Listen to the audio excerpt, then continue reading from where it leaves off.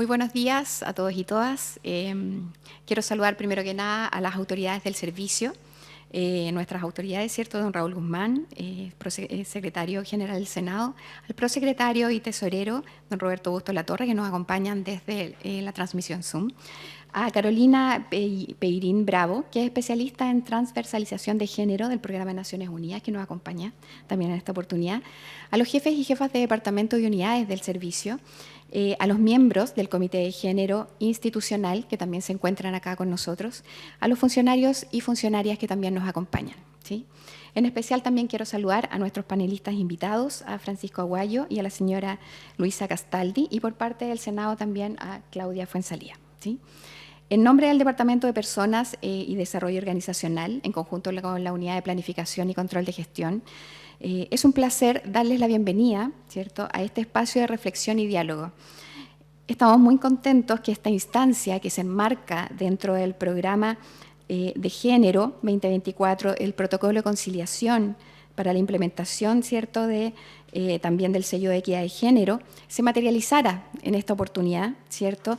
Y estamos dando inicio a esta actividad que está en torno a materias de crianza, cuidados y corresponsabilidad para promover la educación, la sensibilización y la promoción y un cambio cultural que es tan necesario también dentro de las instituciones.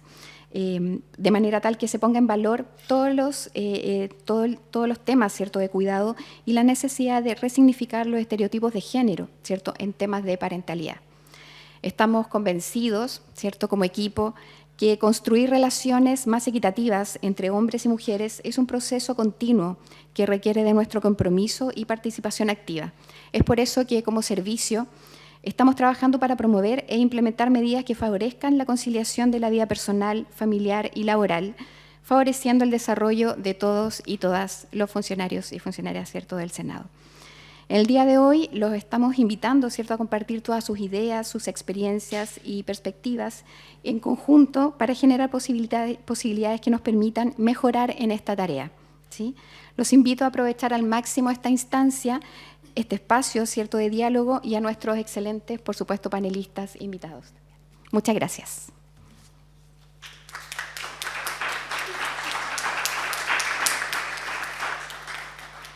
Muchas gracias, Sara. Para dar inicio entonces a este conversatorio, voy a presentar a los y las expositoras que nos acompañan. Claudia Fuenzalida, administradora pública, diplomada en Género, Sociedad y Políticas Públicas, postítulo en Evaluación de Programas Públicos de Flaxo y encargada de Género del Senado, nuestra jefa de la Unidad de Planificación y Control de Gestión del Senado. Bienvenida, Claudia.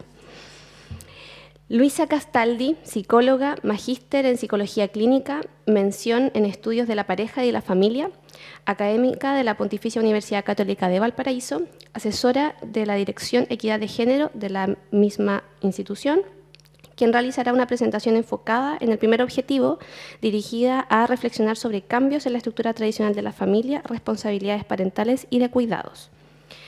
Y bienvenida, Luisa. Muchas gracias por acompañarnos. Francisco Aguayo, psicólogo, doctor en Psicología de la Pontificia Universidad Católica de Valparaíso, magíster en Estudios de Género, director de M, quien realizará una presentación teniendo como centro el segundo objetivo relativo a paternidades activas y corresponsables en estas diversas realidades. Bienvenido, Francisco. Y por último, dejo con ustedes a nuestra compañera Valeria Cabello, periodista de TV Senado e integrante del Comité de Género, quien moderará esta actividad. Muchas gracias. Bueno, muchas gracias, Flor, por tu presentación y también a todos quienes están acá acompañándonos en este conversatorio Desafíos para la crianza, los nuevos roles. Y su título es bastante claro porque nos hace la invitación a pensar hacia dónde queremos transitar en todas estas materias, en materia de roles, en materia de crianza, también en materia de corresponsabilidad.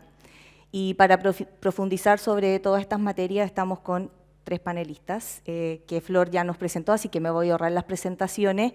Pero que estemos acá tampoco es al azar, porque acá en el servicio se están haciendo cosas al respecto. De hecho, tenemos un sistema de equidad de género del año 2024 y también el protocolo de conciliación de la vida personal y familiar en el trabajo. Y precisamente también este conversatorio se enmarca dentro de las acciones que se están haciendo y de los caminos que se quieren emprender acá en la institución. Y de hecho, quien nos puede profundizar más de esto es Claudia Fuenzalida Cereceda, que Claudia, te dejo la palabra de inmediato para que nos puedas contar un poco más sobre este tema. Muchas gracias por acompañarnos. Gracias, Valeria. Bueno, primero agradecer el espacio, saludar a todos los compañeros y compañeras de trabajo que hoy día nos acompañan en este espacio. Agradecer a nuestros, por supuesto, invitados e invitadas, a Luisa y a Francisco por venir a visitarnos acá a nuestra casa, al Congreso, al Senado. Y bueno, comentar que efectivamente ha sido un camino que con mucho entusiasmo hemos abordado, un desafío respecto de los temas que tienen que ver con crianza y con los roles. Y alguien podría preguntarse por qué desde el espacio laboral gestionamos este tipo de conversaciones. Y se da porque dentro precisamente lo conversábamos un poquito antes del seminario, las organizaciones, las instituciones tienen un rol importante respecto a estas materias y particularmente las instituciones públicas. Nosotros formamos parte del Estado y las instituciones públicas tenemos una cierta doble militancia, ¿no? Por un lado tenemos que diseñar, tenemos que formular políticas públicas de cara a la ciudadanía. Y por otro lado tenemos que practicar con el ejemplo. Y eso significa también mirar a nuestra institución, mirar a nuestras propias instituciones públicas, a los funcionarios y funcionarias que la conforman y tener políticas que también sean adecuadas y sean ad hoc a las propias políticas públicas, a las leyes, a las normas que hacia afuera exigimos que se cumplan. Por eso estos espacios al interior de nuestra institución es tan importante. Más allá de los cumplimientos normativos que sin duda van colaborando en que estos temas se vayan instalando, es muy importante estos espacios que tenemos hoy día de sensibilización y porque desde el trabajo que hacemos como parte del Estado tenemos un rol y una responsabilidad y un compromiso que es ineludible. Bueno, comentar que la última encuesta, estuve mirando ayer algunos datos de la encuesta de funcionarios y funcionarias públicas del año 2023, que es la cuarta encuesta que se hace desde el Servicio Civil, que también tiene apoyo del BID. Y uno de los temas muy sentidos dentro de esta encuesta tiene que ver con que el 82% de los funcionarios y funcionarias públicas comentan que la disposición o la compatibilización de las tareas de cuidado serían mucho más efectivas si se aplicara realmente el enfoque de la transversalización de género. Y eso respecto de los temas que tienen que ver con conciliación y cuidado. Y no es un tema menor porque hoy día, dentro de la estructura de fuerza laboral, los funcionarios y funcionarias públicas somos el 17%. Por tanto, qué importante y qué impactante serían las familias de funcionarios y funcionarias que tuviésemos políticas robustas respecto a estas materias. Y comentar también que sin duda a propósito de los desafíos que tenemos como corporación, como institución pública, la pandemia, sin lugar a dudas, nos dejó grandes desafíos y grandes aprendizajes. Hoy día el 25% de los funcionarios y funcionarias públicas están trabajando a distancia al menos una vez a la semana. Y eso se hizo sin ley. Porque además pasa que en las instituciones públicas las leyes que tienen que ver con estas materias regulan primero al sector privado. Entonces, lo que tiene que ver con los roles desde lo público se toman como buenas prácticas, pero llegan generalmente más tarde, que es una contradicción si uno lo quisiera ver desde ese punto de vista, porque efectivamente es desde el espacio público que se generan estas políticas, ¿no? Bueno, quería compartir con ustedes algunos avances que hemos tenido en estas materias a propósito del rol que nos toca, ¿cierto?, como funcionarios y funcionarias y también como institución pública. Por ahí voy. No sé si se alcanza a ver mucho. Pero desde el año 2020, en un trabajo muy coordinado entre la Unidad de Planificación y Control de Gestión, que me toca liderar, y el Departamento de Personas, que está liderado por Sara, hemos transitado un camino respecto de cómo precisamente incorporamos los elementos que tienen que ver con equidad de género, con enfoque de género y los temas de conciliación. Entonces, un tema importante, relevante desde el punto de vista estratégico, es que nuestro primer plan estratégico institucional consideró como un objetivo relevante y puso en un nivel estratégico el tema de género y el tema de conciliación. Dentro de nuestro plan está incorporado estos elementos de una manera bien taxativa, que permite también que el compromiso institucional se visibilice. Suscribimos también en el año 2022, aquí nos acompaña Carolina, que nos ha ido acompañando en este proceso desde el Programa de Naciones Unidas. Suscribimos el convenio para el sello de igualdad para instituciones públicas, que nos pone un desafío relevante en materia de requisitos y de estándares internacionales para poder cumplir con un sistema de género que probablemente no va a resolver todas las dificultades, brechas o barreras que podamos tener al interior de la institución, pero sí va a generar un estándar respecto de los instrumentos y de los mecanismos que tenemos para abordar cada uno de esos ámbitos de acción. Hacia allá apunta este programa y estamos cerrando ya el segundo año de implementación, por lo tanto, hace un tema bien importante también institucionalmente y de aprendizaje respecto de mecanismos de gestión en estas materias. Luego, también suscribimos desde el año 2023 nuestra primera política, ¿cierto?, de calidad de vida, y también el protocolo de conciliación de la vida laboral con la vida personal y familiar. También quiero saludar a Lucy, que desde su área se gestionan estas materias, que ha tenido un avance importante, y justamente este tipo de iniciativas tienen que ver con el cumplimiento y con el trabajo desde ese protocolo. Comentar dos hitos que también han sido relevantes institucionalmente. El año 2023 suscribimos un acuerdo con la Biblioteca del Congreso Nacional y con la Cámara, un acuerdo tripartito entre las tres corporaciones para poder establecer buenas prácticas a nivel Congreso, poder mirar qué es lo que también se está haciendo en el caso del Senado, desde la biblioteca y también desde la Cámara, y poder generar estrategias conjuntas respecto de estas materias. También eso permite que sea un tema que se vaya transversalizando más allá de solamente el Senado. Y finalmente, entre los hitos también relevantes de la institución, está nuestro nuevo Plan Estratégico Institucional 2024-2028, que incorpora también dentro de la estrategia el fortalecimiento de estas materias.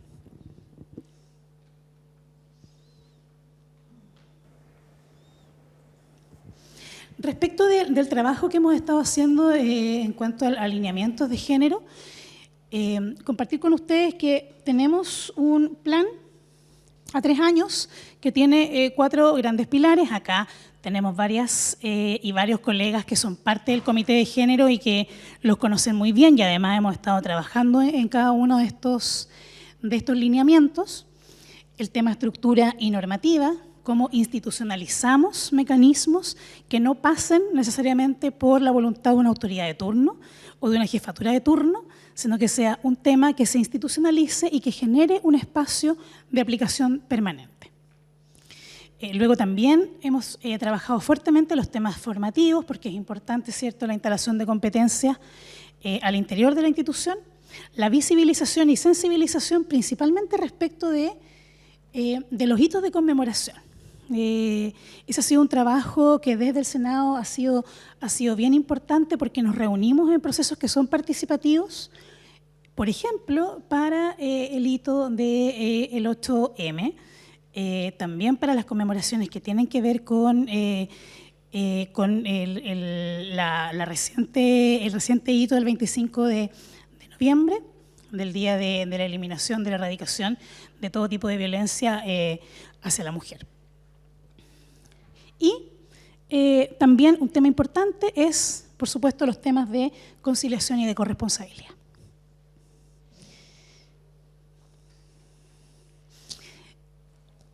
Lo moví en la tablet, pero no... Ahí sí.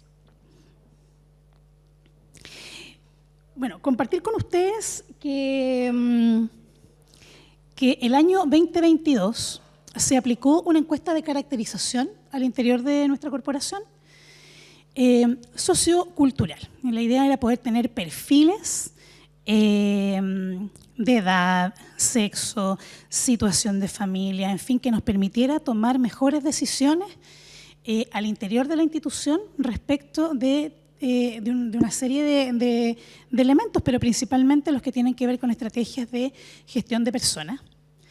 Y comentar que hoy día la proporción que tenemos de hombres y mujeres a nivel de dotación es esta, es un 66% de hombres y un 34% de mujeres.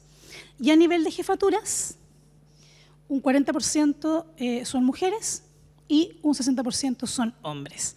Acá debo decir que es una proporción que se ha mantenido respecto de los cargos de jefatura. Esto considera el universo de jefaturas también que están en el equipo directivo y las jefaturas intermedias.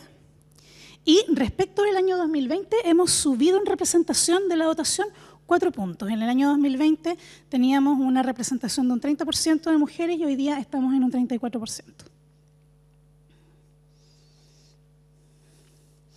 Luego, un tema que también aparece importante dentro de la encuesta es la conformación que tenemos de familia. ¿Ya? Y un dato interesante es que aparece que las funcionarias, las trabajadoras del Senado, conforman familias más pequeñas, tienen familias de 2 o 3 integrantes, incluyéndolas. Y los hombres, entre 3 y 4. Luego, un tema importante también es que respecto de quienes tienen a su cuidado o tienen hijos menores de edad, un 78% son hombres, que es un dato bien interesante, y un 22% mujeres. Es decir, quienes tienen hoy día cuidado de hijos menores de 18 años, en su mayoría son hombres. Y luego, quienes tienen hijos mayores de edad, 66% son hombres, un 34% son mujeres.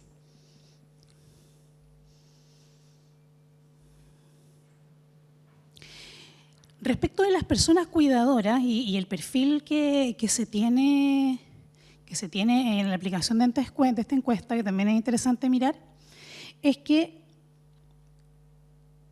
el 56%, el 56% de la votación son mujeres cuidadoras, ¿sí? Y de estas, el 33% dedica más de 22 horas a la semana en labores de cuidado, lo que es bastante, horas a la semana. Respecto de la dotación, el 18% de los hombres se definen como cuidadores y el 4% dedica más de 20 horas a la semana en labores de cuidado. Estas son autodefiniciones, son respuestas que vienen autoaplicadas.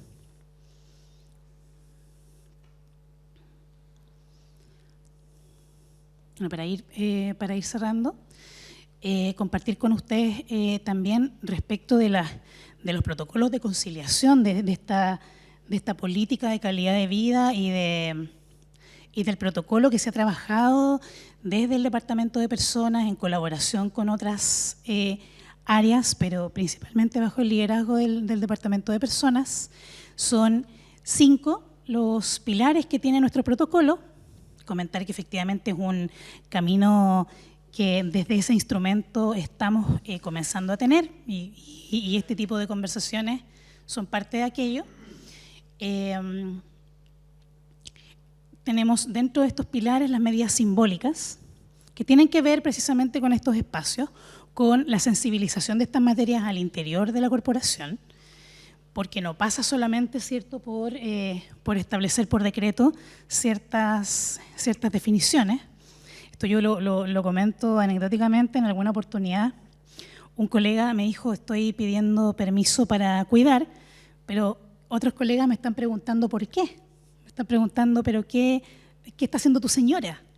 ¿Con qué está tu señora? En el fondo que no.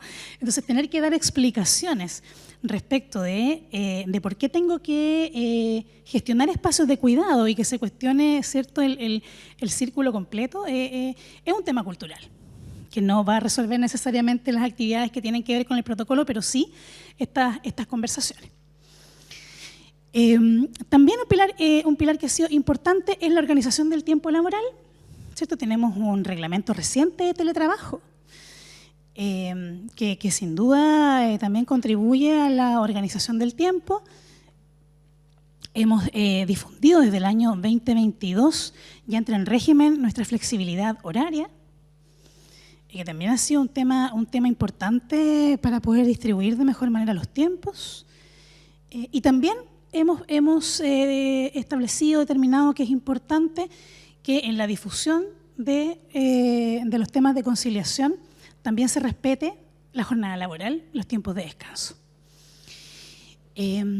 También dentro de los pilares está el cumplimiento de la reglamentación, ¿cierto?, y de las responsabilidades familiares. Acá ha habido un trabajo que sin duda nos falta un camino por recorrer, que tiene que ver con difundir de mejor manera los propios derechos que por ley tienen los funcionarios y funcionarias públicas. Habían hasta el año pasado colegas que no sabían que tenían permiso para la mamografía dentro de la jornada laboral, que podían pedir media jornada laboral para aquello. Eso también ha sido bien importante. Y respecto a las personas cuidadoras, a partir del próximo año, del año 2025, se han establecido una serie de actividades que tienen que ver primero con generar espacios de contención dentro del espacio laboral para poder acompañar a las personas que cuidan, para que cuidemos entre todos y todas a las personas que cuidan y que están súper al interior de la institución identificadas, que son personas, colegas que cuidan personas mayores, personas menores de 14 años y personas con discapacidad severa o moderada. Y también se han establecido en materia de diseño todavía algunos convenios que permitan colaborar o contribuir con las personas que cuidan al interior de la corporación, de manera de poder acompañar en el rol que nos corresponde como institución en estas materias.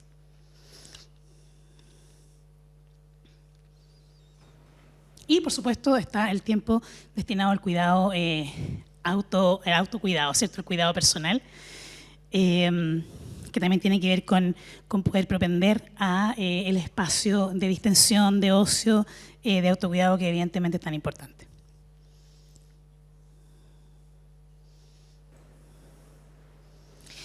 Me voy a quedar por acá con los temas que tienen que ver con el trabajo que hemos hecho. Sin duda que nos queda todavía mucho por avanzar, pero no nos cabe duda que estamos en pie firme respecto a eso, y abrir estas conversaciones al interior de la institución creo que es lo más valioso, porque nos permite no solamente trabajar desde lo que la ley permite y dar cumplimiento a aquello en materia de cuidado, sino que también ir trabajando otras temáticas que no están allí, que tienen que ver con empatizar en los espacios laborales, que tienen que ver con acompañar y con establecer criterios respecto a que esto también es parte de nuestra vida. Pasamos mucho tiempo en la jornada laboral, en los espacios laborales, y qué importante es tener sensibilización y criterio respecto de estas materias para poder acompañar y para poder acompañarnos y cuidarnos dentro de la organización. Así que muchas gracias.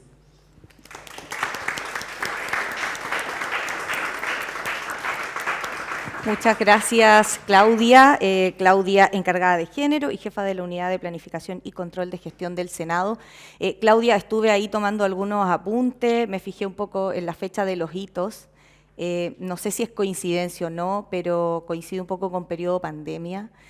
Una etapa que quizás podríamos decir donde quedó en evidencia un poco esta instalación de roles de hombres, de mujeres, quiénes fueron finalmente las que se quedaron, por ejemplo, en las casas en labor de cuidado, las mujeres en su mayoría, en muchos casos también dejaron sus trabajos por dedicar estas labores.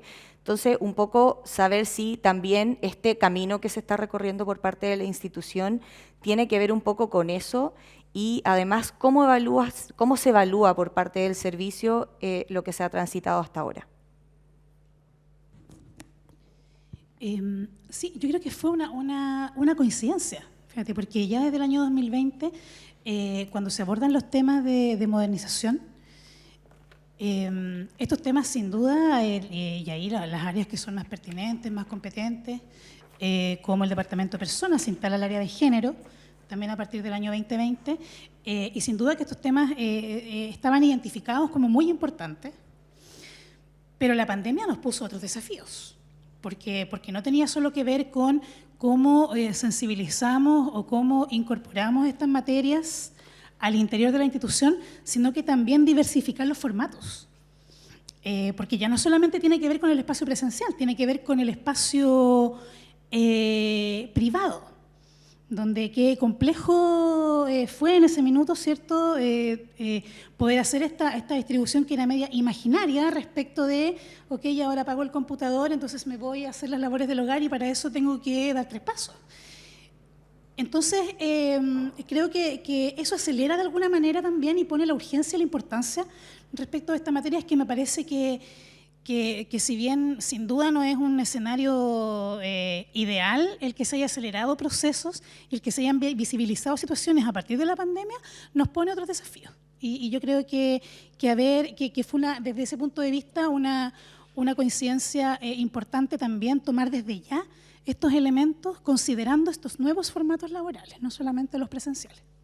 Okay. Muchas gracias, Claudia, por habernos ilustrado más respecto a lo que se está haciendo acá en el Senado. Y vamos a continuar con los siguientes objetivos de este conversatorio. Voy a presentar nuevamente a Luisa Castaldi, psicóloga, magíster en Psicología Clínica, mención estudio de la pareja y de la familia, académica de la Pontificia Universidad Católica de Valparaíso, también asesora de la Dirección de Equidad de Género de la Pontificia Universidad Católica de Valparaíso y directora de la Clínica de Psicología de la misma Casa de Estudios. Muchas gracias, Luisa, por acompañarnos. Bienvenida. Y te doy el pase. Gracias. Bueno, buenos días a todas y a todos. Quizá desde la presentación se podrían preguntar, ¿y cómo se junta la psicología clínica con la dirección de género? Por ejemplo, yo me lo pregunto, por eso quizá usted también se lo pregunta, porque yo me lo pregunto. ¿Y por qué le planteo esto desde el comienzo? Para mí el tema de género ha sido un tema de toda la vida, porque esto no nace ahora, sino que tiene una trayectoria muy larga. Ha sido un tema de toda la vida en el sentido que parte desde la familia, ¿no?, del cuestionamiento de cuál es mi rol y qué voy a hacer yo con mi vida, finalmente, ¿no? Pero después me encuentro con la psicología, y especialmente con la psicología clínica.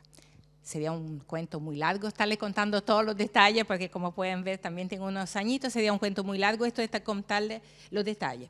Pero voy con esto a cómo, ¿no?, mi pregunta central en todos estos años siempre ha sido, ¿no?, cómo transitamos desde lo que Claudia ha preguntado, ¿no?, desde una institucionalización, ¿no?, de la lucha a la discriminación, que no, claramente ha sido un recorrido de años y con luchas de distintos tipos, y estamos en un momento, por un lado, muy favorable para eso, pero también por el otro lado, ¿qué pasa en el contexto de cada persona y en el contexto entonces de las relaciones, especialmente familiares, que son, como se dice, el núcleo de la sociedad? Vamos a ver qué significa esto también, ¿no? Pero en el fondo, no en las casas. Y entonces, ¿y por qué? Entonces, mi acercamiento a eso ha sido, ¿no?, a través, voy a ocupar una palabra que puede parecer cliché, ¿no?, pero del dolor, de las preguntas, ¿no? Yo en la clínica psicológica, nosotros vemos desde la psicología clínica, vemos también cómo esto crea dificultades, crea anticuerpos, ¿no? Y esto no significa también poder hacerse alguna pregunta también de por qué por un lado, tenemos todos estos avances que son magníficos, ¿no? Yo me siento una privilegiada también de poder estar, por ejemplo, dentro de la Universidad Católica, que no ha sido nada fácil, ¿no? En la dirección de género. También ha sido, ¿no? una lucha. Y estamos exactamente lo mismo que planteó Claudia, ¿no? Porque yo creo que tiene que ver con el cumplimiento de la ley, pero también por el otro lado de poder tener un lugar desde donde también ver, acompañar cómo se camina hacia esto.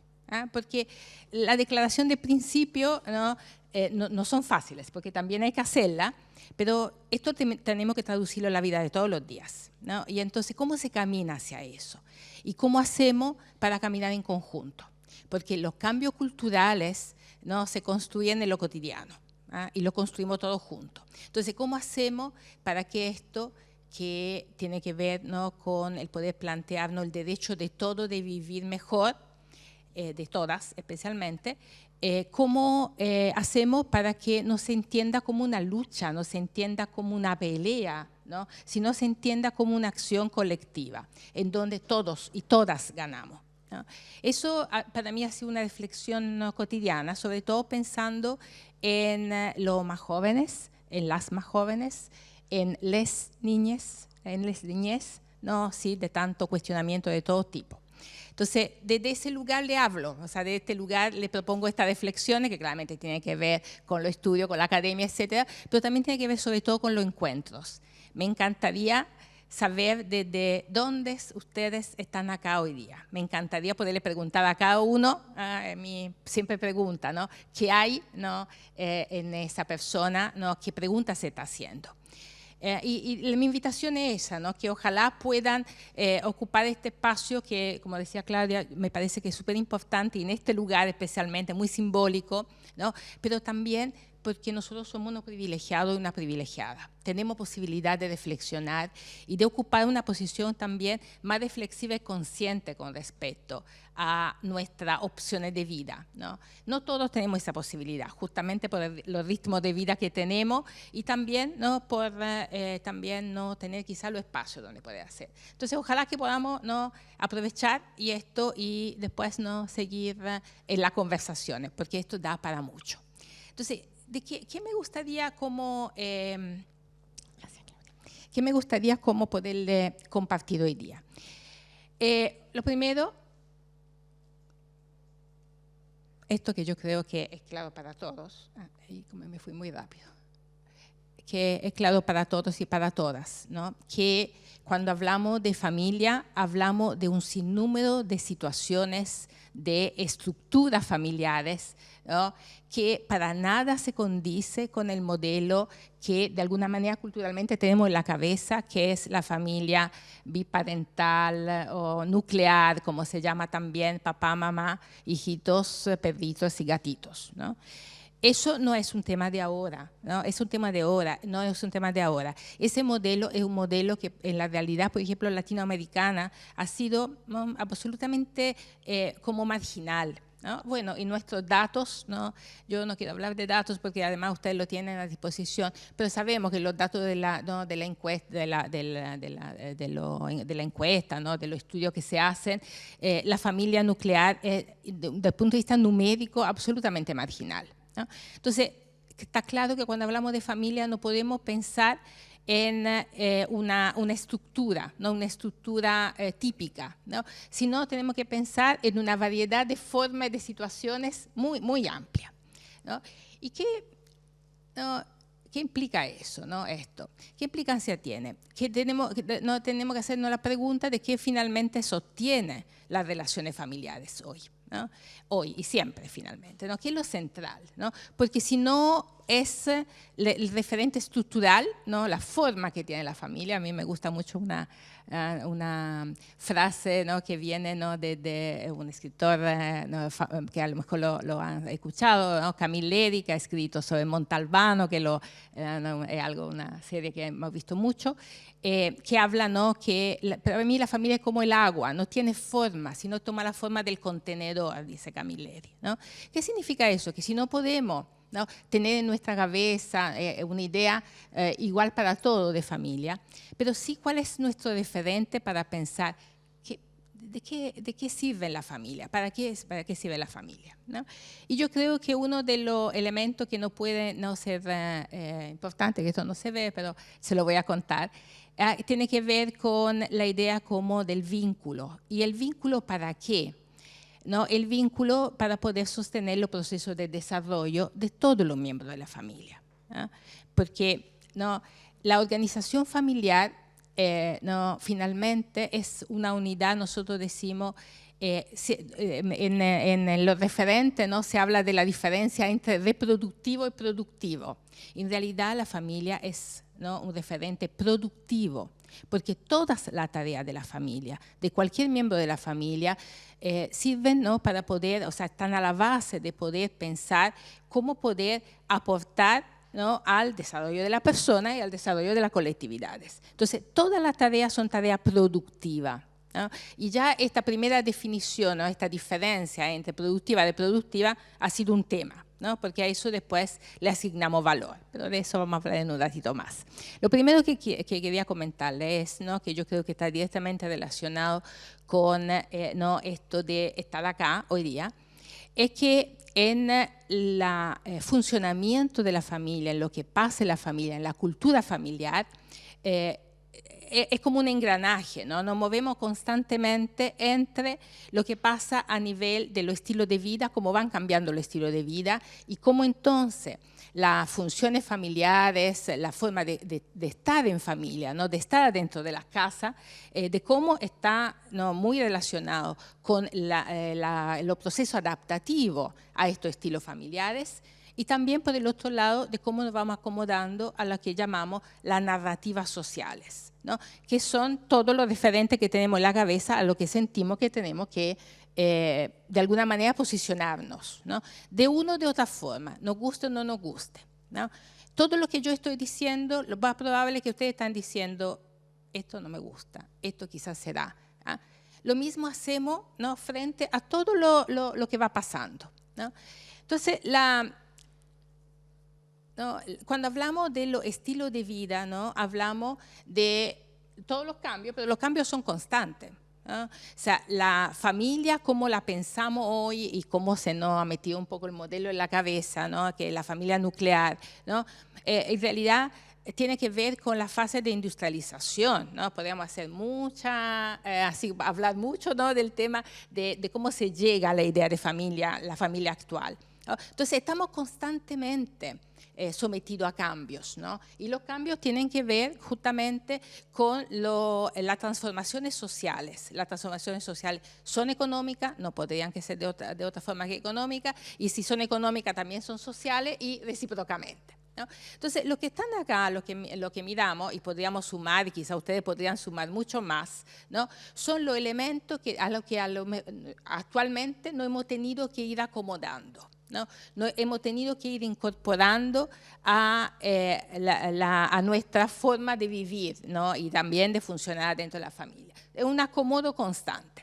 ¿Y cuáles son algunos de los aspectos que además estaban presentes también en sus preguntas, ¿no?, y también en algunos de los elementos que ha planteado Claudia, que tiene que ver con la caracterización también de este grupo, del grupo de trabajo, ¿no? Algunos de los elementos interesantes que obviamente no ha significado tener que acomodarse, por ejemplo, con la diferencia térmica del compromiso de la relación, ¿no?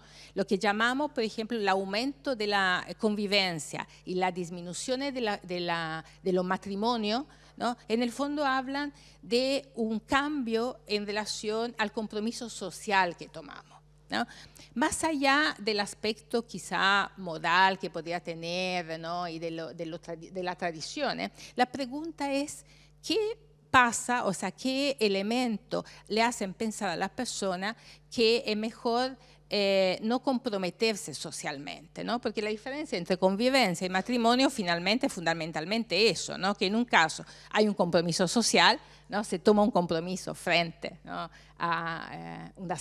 también al Estado, porque de alguna manera se inscribe, ¿no?, en las instituciones que le pertenecen, y en el otro caso, ¿no?, simplemente vivimos juntos, simplemente entre comillas, porque no es nada simple, ¿no?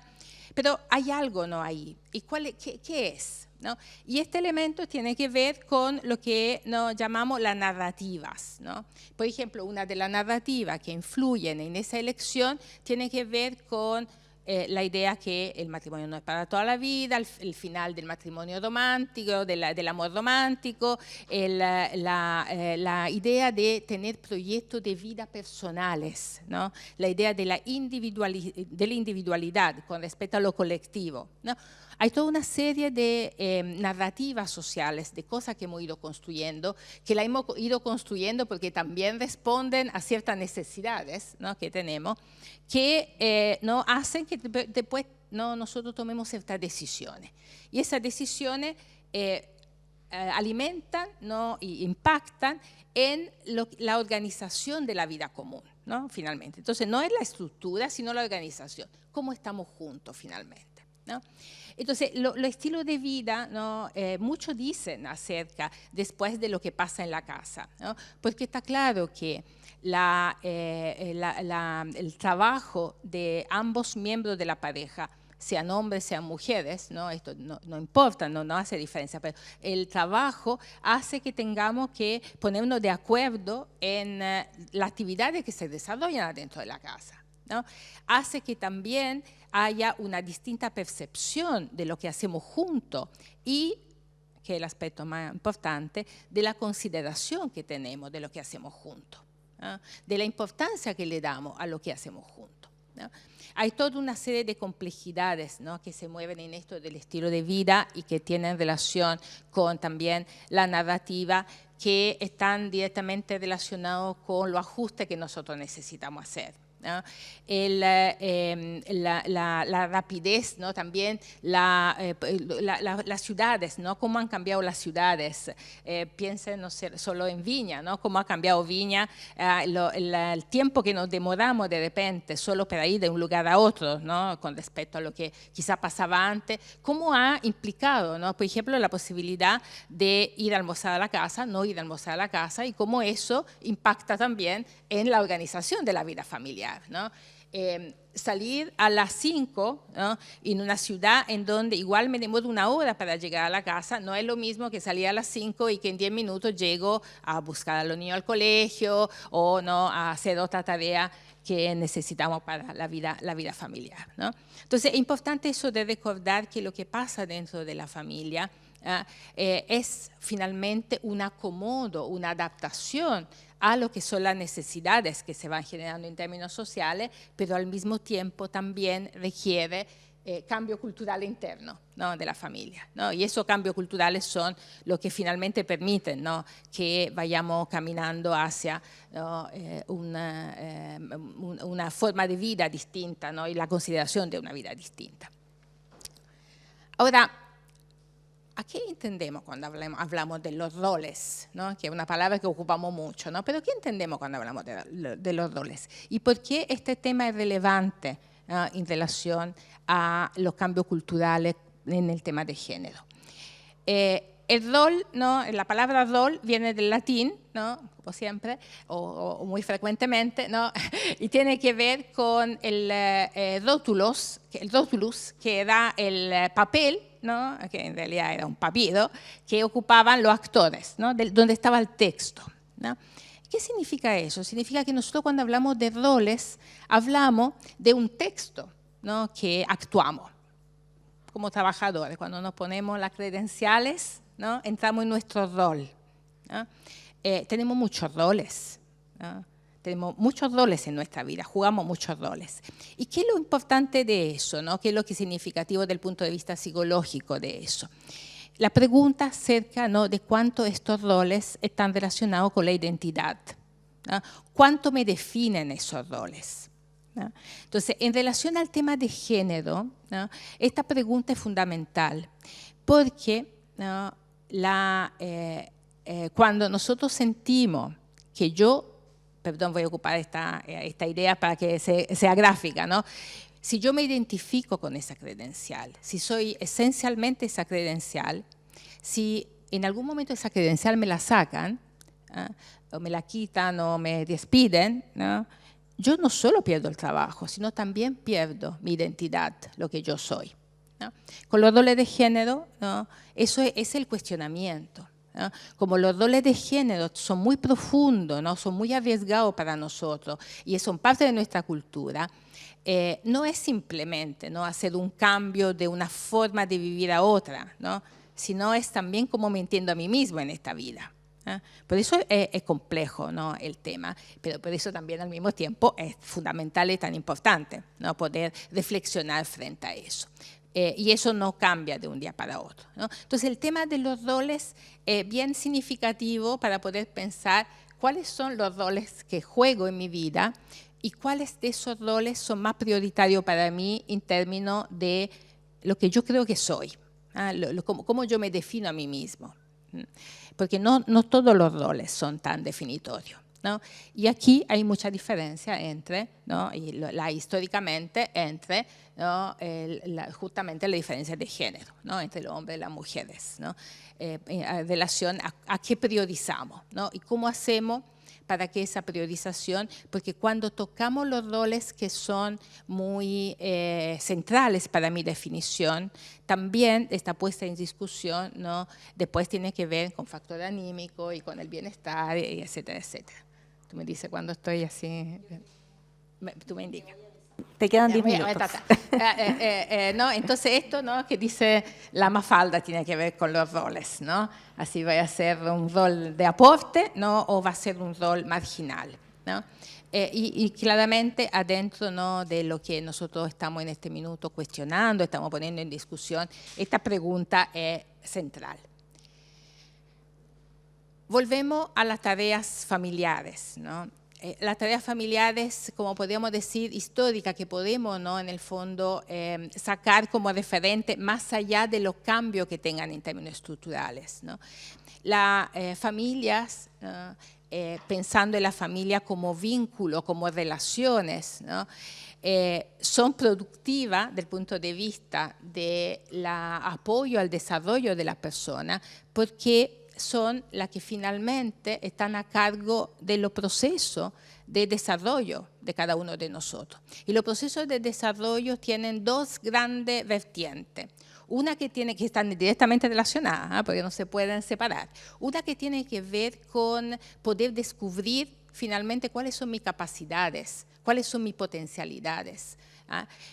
No quiero decir, porque se ocupa mucho esto de decir quién soy yo.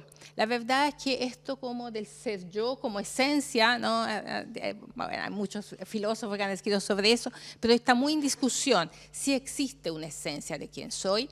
Quizá de alguna manera puede haber algún elemento, ¿no?, que tiene que ver con la historia pasada, que también juegan, pero fundamentalmente las familias, el lugar, la familia, pensando que claramente no todo se da en la familia, pero la familia como articulador, ¿no?, también con la escuela, con el grupo social, poder descubrir, ¿no?, cuáles son mis habilidades, cuáles son mis capacidades, cómo puedo explorar el mundo a través de mis capacidades, ¿no? Entonces el desarrollo, ¿no?, de una imagen positiva de mí mismo y de mí misma, ¿no?, que pueda, ¿no?, yo después desarrollar a lo largo de la vida. Y eso está estrictamente relacionado con el poder establecer relaciones con el mundo positivas, o sea, creer que los demás, ¿no?, me pueden aportar. Estas dos cosas están directamente relacionadas y esas son parte fundamental de lo que nosotros descubrimos en nuestras relaciones primarias, o sea, en familias, ¿no?, porque la familia son, ¿no?, las primeras exploraciones que tenemos de ambos aspectos. Entonces, si podemos sintetizar, ¿no?, cuando hablamos de las funciones que tiene la familia en el desarrollo de la persona, ¿no?, hablamos de dos grandes funciones, una función de nutrición emocional y una función de socialización, ¿no?, que tiene que ver con esto, con el poder reconocer a la persona por lo que son, ¿no?, la persona en cómo se desarrolla, en sus capacidades, ¿no? Y por el otro lado, ¿no?, también ayudar, ¿no?, desde los niños que son pequeños a sentir que el mundo es un lugar de confianza, que el mundo es un lugar, pero también en donde hacemos aporte y, ¿no?, en donde nos situamos también como de forma respetuosa del otro, ¿no?, toda una serie de aspectos que están relacionados con eso. voy rápido para poder llegar a esto que es quizá lo más central. En el mundo familiar, entonces, en el entramado del mundo de la familia, ¿no? Se juegan, ¿no?, aspectos fundamentales porque lo que tienen que ver con los temas de discriminación. ¿Y por qué se juegan aspectos fundamentales? Porque en la familia, en donde nosotros aprendemos, ¿no?, a poder descubrir el valor del otro y mi valor, y las dos cosas están relacionadas. ¿Qué significa eso? Significa que en un contexto en donde hay algunas personas que tienen posibilidad de desarrollar más que otros, que tienen posibilidad, ¿no?, y eso ha sido, ¿no?, históricamente lo que hemos puesto en discusión, la diferencia de género, ¿no? Mientras los niños hombres tenían la posibilidad de explorar más el mundo, las niñas mujeres estaban condicionadas desde, ¿no?, su condición de niña y no desde sus capacidades, ¿no?, a tener que ocupar lugares de menor posibilidad de exploración. Fundamentalmente yo diría que el tema tenía que ver justamente con eso, pero que es un tema fundamental, ¿no? Si yo le digo a un niño, no te sientes así, no haga esto, no contexte, tiene que entender el otro, tiene que poder, tiene que ser dulce, tierna, etcétera, etcétera, le estoy dando menos posibilidad de explorarse a sí mismo y a sí misma. Ahora, está claro que por el otro lado, ¿no?, la obligación a la exploración, ¿no?, hablando de la caracterización en general del género masculino, la obligación a la exploración, la obligación a ser valiente, la obligación también, ¿no?, es una limitante, porque fundamentalmente, ¿no?, el descubrimiento de la diferenciación de género tiene que ver, ¿no?, como decíamos, por un lado con el menor grado de exploración posible de lo que a mí me gusta, de lo que a mí me acomoda, de lo que va con mis capacidades y mis posibilidades, pero también en conjunto con el valor que eso tiene, ¿no? Porque no es solo el condicionante, sino también que ese condicionante nos pone en una condición de sentirnos más desvalorizadas, ¿no?, y menos considerados adentro de las posibilidades que tenemos, ¿no? Este aspecto es un aspecto que se sitúa, ¿no?, al mismo tiempo en la familia actual, pero también en proyecciones, ¿no?, y por eso hablamos que adentro del entramado familiar también se juegan diferencias relacionadas desde el punto de vista generacional, ¿no?, y también del punto de vista, y es un tema bien importante por lo que concierne, ¿no?, después la complejidad familiar relacionada con las separaciones, con los divorcios, con la familia simultánea, la consideración de los linajes. ¿A qué voy con esto? ¿Qué son los linajes, ¿no? Son una consideración de aportes tanto del linaje materno como del linaje paterno, ¿no? Adentro del grupo familiar también se juega, ¿no?, esta consideración. Creo que si lo piensan un momento, ¿no?, los mensajes que nosotros le mandamos a nuestros hijos acerca, ¿no?, si es mejor la familia paterna o la mejor familia paterna, si la familia paterna es de una cierta forma con respecto a la familia materna, quién es más acogedora, quién menos, quién más peleador, etc. Hay muchas caracterizaciones. ¿Y qué es lo que significa eso?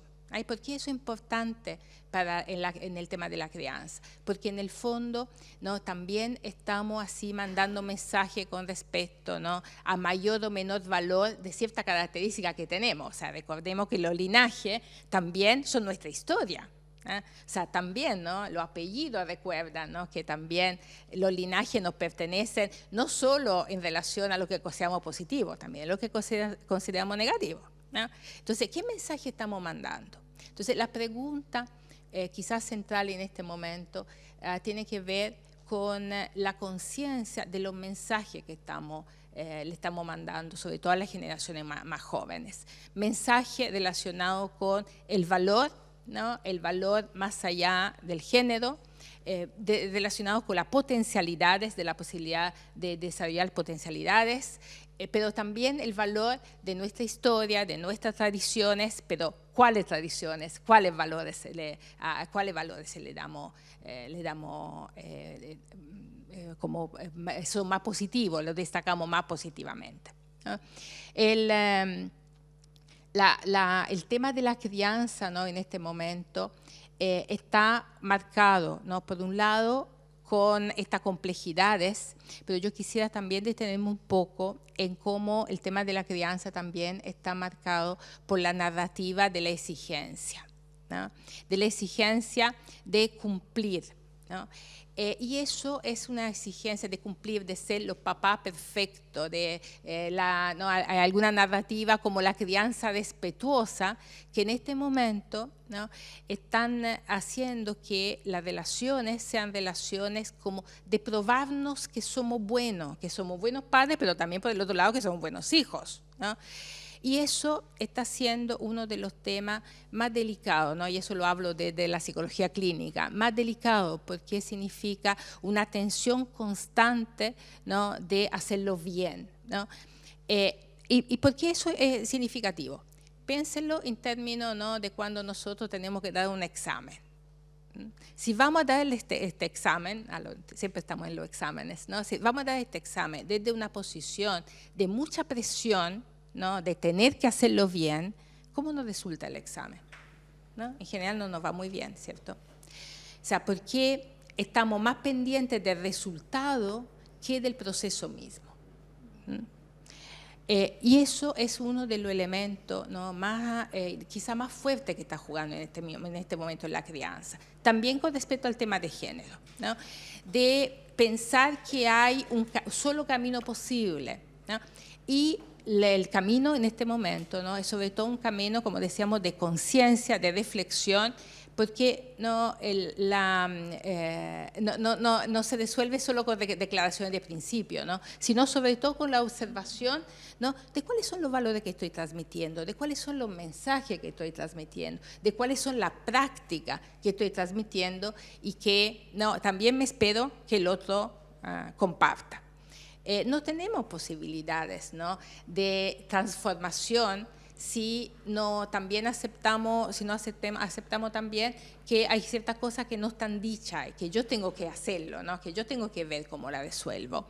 No se puede, ¿no?, cambiar la disposición de los muebles de una pieza sin un poco de desorden, ¿no?, sin también pasar por una fase, ¿no?, ya, pero esto ¿dónde lo pongo? ¿Cómo lo hago? ¿No?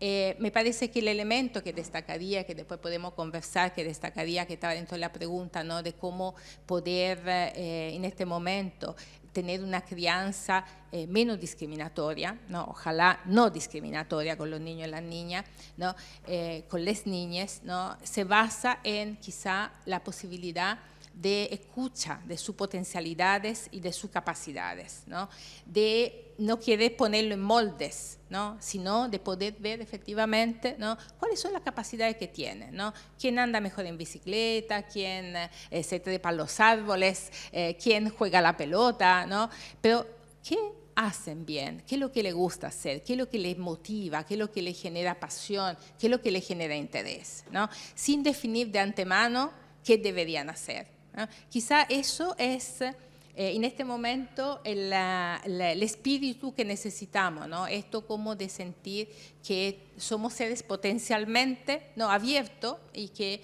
podemos, ¿no?, con esto ayudarle a poder escoger. Y nosotros al mismo tiempo ver qué nos pasa con eso, porque también nos pasan cosas con eso, ¿no? También nos sucede esto como de pensar, bueno, ¿qué hubiese podido hacer yo? ¿Qué me hubiese gustado hacer? ¿No? Y también reflexionar de cuáles son las cosas que nos cuestan, ¿no? Pero también reconociéndola y no, sin pensar que no debería tenerla, ¿no?, que es el gran tema en este minuto. Bueno, con esto yo cierro por el momento. Sí, te vamos a seguir escuchando más adelante. Muchas gracias, Luisa Castaldi, por llevarnos a reflexionar respecto a estos temas. Muchas gracias. Vamos a estar en breve también con Francisco, que tiene mucho que contarnos respecto a los objetivos de este conversatorio. Pero antes de eso, quiero dejar una pregunta abierta respecto a lo que Luisa también nos expuso. Ella nos decía que, bueno, ha cambiado el estilo de vida que tenemos las personas individualmente, también en familia, han cambiado la conformación de la familia. Y respecto a este mismo cambio en conformación de la familia, y esta pregunta de hecho surge también en torno a las interrogantes que se han planteado en torno a este conversatorio, ¿cómo sería posible lidiar un poco o enfrentar estas dificultades que se puedan generar, por ejemplo, en los diferentes estilos de crianza? ¿Cómo lo podrían hacer en el caso de una maternidad de hijos por afinidad o de una maternidad-paternidad compartida? Ahí dejo la pregunta abierta para todos. Es difícil a veces hacer generalizaciones, ¿no? Porque claramente todas las situaciones son distintas.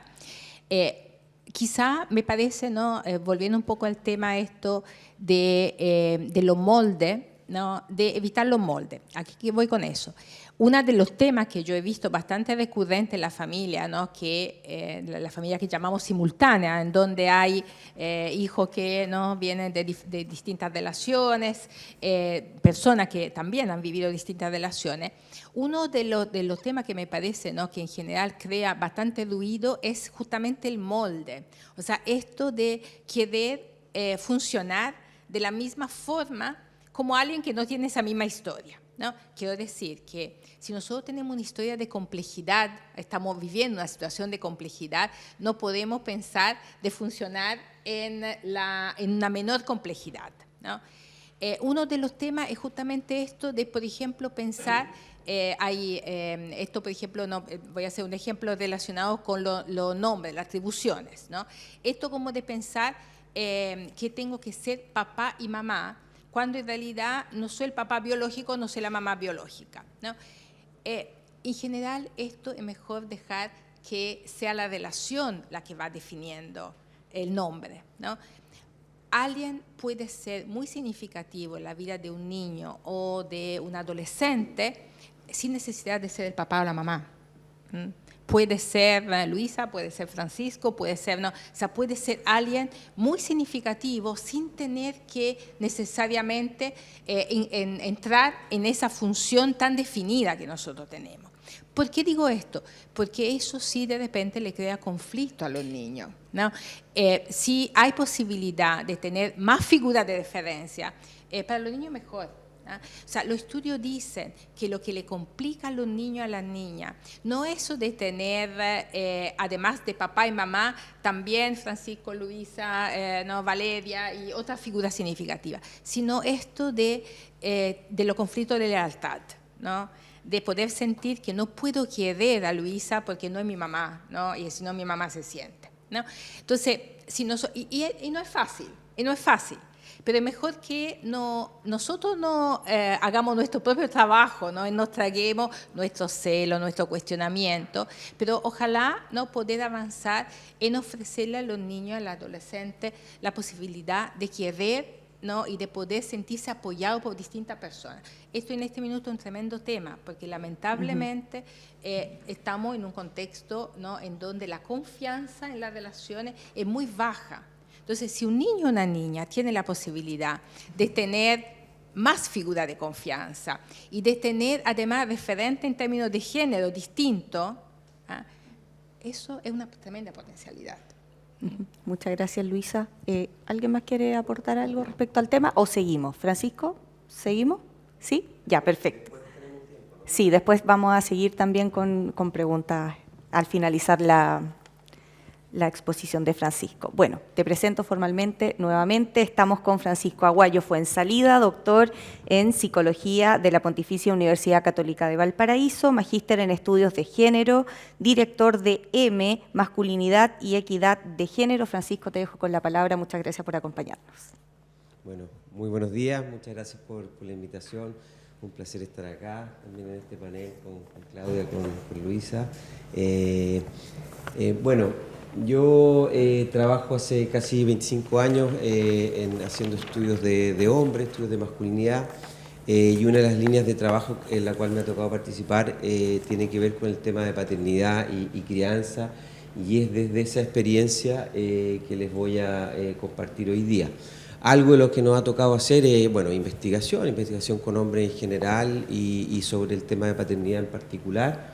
Hemos participado en varios informes en Chile y en América Latina sobre el tema de paternidad y cuidado. Entonces, uno de los asuntos principales, bueno, abordando el tema del cuidado, para nosotros ha sido pensar, bueno, por qué los hombres primero participan tan poco o dedican poco tiempo en comparación con las mujeres a cuidar, cuáles son las barreras culturales y materiales que existen para ello, y también nos ha interesado mucho cómo trabajar con los hombres para que se puedan involucrar más en el cuidado y la crianza. Una de las cuestiones que hemos hecho ahí ha sido asesorar al Chile Crece Contigo, ya por cerca de 15 años. Hemos trabajado en conjunto con la UNICEF, con el Ministerio de Desarrollo Social, con el Ministerio de Salud, elaborando materiales, investigando, en la línea de ampliar esto que en Chile, bueno, hace más de 30 años se instaló, ¿no?, esto del parto acompañado, pero cómo lograr que los hombres participen en las otras prestaciones, los controles prenatales, los controles de salud, las visitas domiciliarias, etcétera, pero también cómo dar mensajes en ese momento en que las familias interactúan con el sistema, cómo dar mensajes de que los hombres se involucren más y que se involucren con responsabilidad. Utópico, pero bueno, vamos a discutir justamente en qué momento estamos y qué se puede lograr. Lo organicé de esta manera la presentación. Primero quisiera hacer algunas reflexiones sobre el orden de género, después comentar algo sobre el tema de masculinidades y la intersección con el problema de la participación del hombre en el cuidado, para avanzar, bueno, hacia los temas de paternidad y corresponsabilidad. Lo primero que quería comentar es que vivimos en un mundo donde hay muchas brechas de género, hay brechas salariales, hay brechas en el tiempo de cuidado. En el mundo los hombres dedican 2 a 20 veces menos tiempo que las mujeres. En América Latina 2 a 6 veces menos tiempo, según el país, a las tareas de cuidado y crianza que las mujeres. También, bueno, hay muchas más mujeres fuera del trabajo remunerado que hombres, entonces también en nuestra sociedad eso es parte del orden de género. Los hombres son vistos o han sido vistos tradicionalmente como del mundo del trabajo, y el tema del cuidado del hogar, de la crianza y de las tareas domésticas ha sido visto tradicionalmente como un tema de mujeres. Hay una marca a fuego ahí que necesitamos problematizar para poder pensar cómo se aproximan de manera tan distinta en realidad, o se han aproximado hombres y mujeres al problema del cuidado. Las organizaciones internacionales nos dicen que si avanzamos al ritmo actual, nos vamos a demorar cerca de 200 años en alcanzar la igualdad de género. Hay países que han avanzado muchísimo en esto, obviamente vamos a discutir algunos de los avances a nivel nacional, pero países nórdicos como Suecia, como Noruega, han tenido políticas por más de 50 años para democratizar las relaciones de género, y son de los países más equitativos del mundo en la distribución del cuidado, y la distribución es 60-40, es decir, todavía en los países más avanzados en estas materias no es 50 y 50. Por supuesto, lo han logrado con distintos tipos de medidas, por natales masculinos largos, igualdad salarial, cobertura de jardines infantiles, eso, una experiencia chilena es muy interesante en este asunto, etcétera. Bueno, la brecha salarial en Chile es cercana al 21%, y otro problema que tenemos en los lugares de trabajo, porque acá, bueno, el asunto es pensar el problema de la corresponsabilidad en los lugares de trabajo, es que en la medida que van avanzando también, bueno, primero hay muchas instituciones donde hay mayor participación de hombres, lo vimos acá, 2/3 son hombres, 1/3 son mujeres. Hay organizaciones o sectores muy masculinizados en Chile, pensemos en la minería, 10% de mujeres, sector construcción, 7% de mujeres. Entonces, cada sector va a tener desafíos particulares, específicos. Y otro problema es que en la medida que se avanza en la trayectoria laboral, se enfrentan dificultades para que las mujeres lleguen a puestos de liderazgo, puestos de poder, en lo que se ha llamado la brecha del techo de cristal. En el ámbito académico se habla de la fuga de talento, fuga de tuberías, le dicen, y es un tremendo problema, lo vemos en las universidades. En Chile entran más mujeres que hombres en la universidad, 55%, pero en la medida que van avanzando en su carrera se van perdiendo en realidad las mujeres. Entonces hay una pérdida de talento que es un asunto bien dramático y que la literatura y los estudios nos dicen que tiene una intersección con el problema del cuidado. O sea, se van perdiendo los magísteres, se pierden los doctorados y bueno, también en el avance de la carrera académica, en la carrera de investigación, y llegan mucho menos mujeres también a puestos de liderazgo. Se habla de castigo a la maternidad también, porque uno de los problemas tiene que ver con la maternidad. Fíjense el dato interesante a nivel global. Mujeres con hijos pequeños, hijos menores de 5 años, tienen la menor probabilidad de llegar a puestos directivos. Hombres con hijos menores de 5 años tienen la mayor probabilidad de llegar a puestos directivos. O sea, algo pasa ahí en el tratamiento que le da el talento y el tratamiento diferenciado que le da a los lugares de trabajo o le han dado tradicionalmente a hombres y mujeres.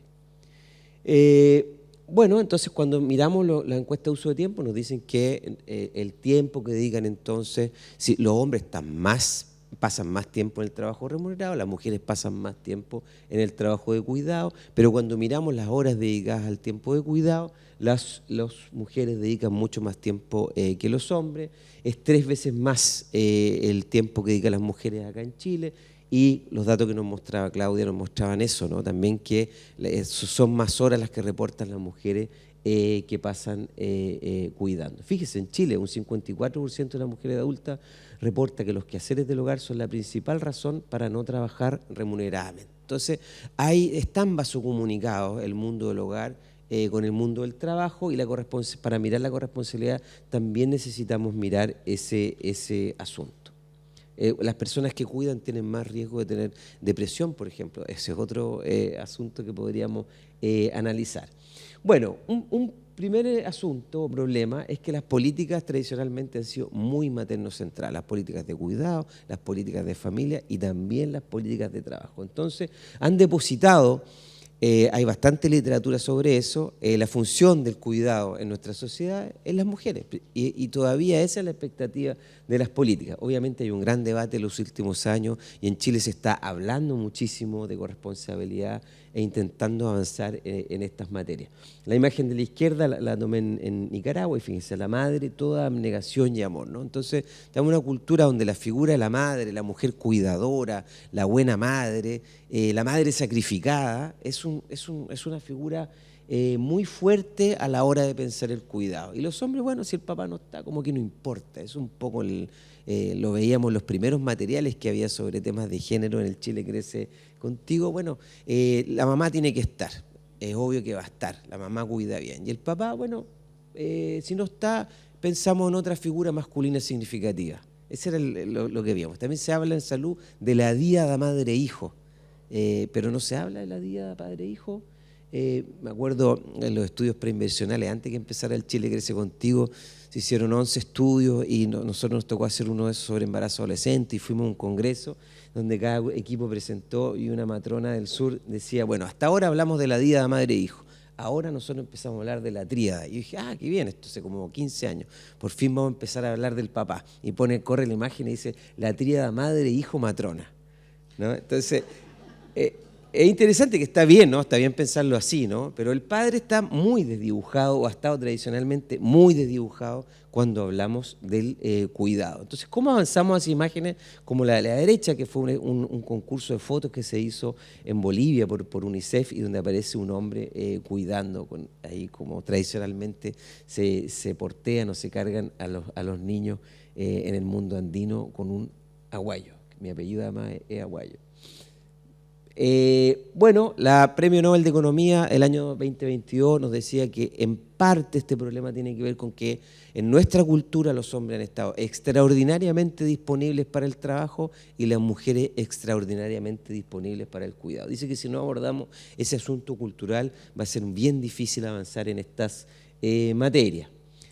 Bueno, el problema de la socialización, el asunto parte desde la cuna en realidad, el tema de los colores, el tema de los juguetes, y bueno, se socializa a las niñas para jugar con muñecas, con tacitas, en funciones de cuidado, y a los hombres, bueno, con armas, con superhéroes hipermusculosos, vamos a ir hablando de masculinidad también en otra de las fotos de este fotógrafo coreano que comparaba niños y niñas con sus juguetes, muchos aparecen niños con globos terráqueos, o sea, todo el tema del intelecto muy favorecido en el caso de los niños y no tanto en el caso de las niñas. Entonces, bueno, la masculinidad aquí importante, cómo son socializados los niños. El machismo también en nuestra cultura obviamente tiene que ver con este problema de la baja participación de los hombres en el cuidado. Se ha hablado en América Latina de mandatos, son las expectativas, las normas, y sobre los hombres, bueno, ¿cuáles han sido los mandatos tradicionales? Bueno, que tienen que ser heterosexuales, sexualmente activos, ser trabajadores, ser proveedores, ser la autoridad. Entonces es interesante porque en la tradición latinoamericana y chilena, esta idea del hombre proveedor económico ha estado muy instalada.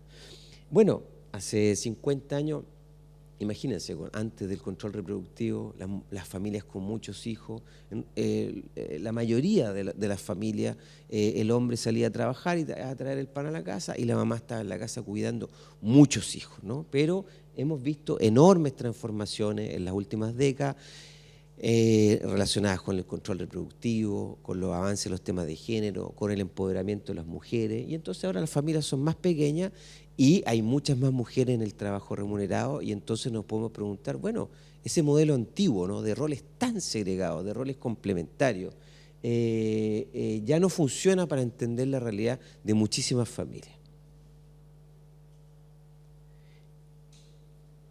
Hoy día también se habla de masculinidad positiva, el opuesto a masculinidad hegemónica, que es el concepto que se ocupa más en la literatura que acuñó O'Connell. ¿De qué se trata? Bueno, hombres que contribuyen a la igualdad de género, que son corresponsables en el tema del cuidado, que están más conectados emocionalmente, que no practican violencia, que no son misóginos, sexistas y que no son homofóbicos. Hay varios desafíos, obviamente, para el contexto laboral y hemos visto casos dramáticos en el país en las últimas semanas, a propósito de la violencia, ¿no?, sexual.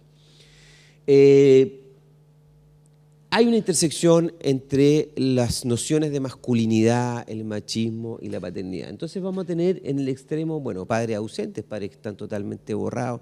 Piensen que cerca de un 40% de las familias con hijos en América Latina están a cargo de una mamá, ¿no? Entonces tenemos un gran porcentaje de formas familiares donde hay una mujer sola, como se ha dicho tradicionalmente, cuidando. Ya hoy les voy a hablar de algunos cambios ahí.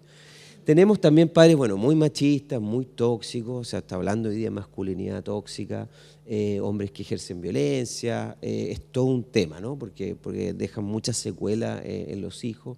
En la pandemia se hizo un estudio, se habló, la prensa habló del hombre cero, donde se vio, bueno, porcentajes dramáticos de hombres en Chile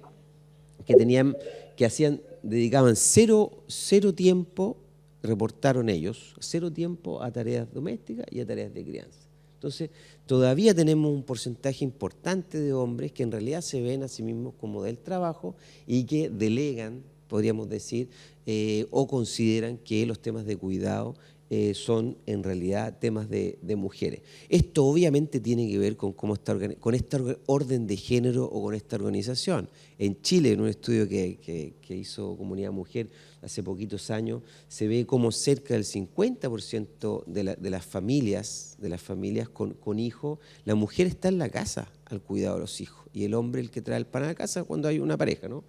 Y esto es aún más fuerte en zonas rurales. Entonces, claro, nosotros cuando estamos en organizaciones donde hay muchas mujeres trabajadoras, podemos de repente cometer el error de pensar que toda la sociedad es así o que el cambio ha sido inmenso, pero en realidad no es así todavía. En América Latina y en Chile tenemos todavía un porcentaje importante, muy predominante, de familias con estos roles complementarios. Ahora, cuando miramos las familias donde hay un hombre que trae el pan a la casa y una mujer que trae el pan a la casa, se ha medido el tiempo que dedican los hombres en esas familias y todavía el tiempo que dedican al cuidado es mucho menor que las mujeres. Vamos a discutir ese asunto.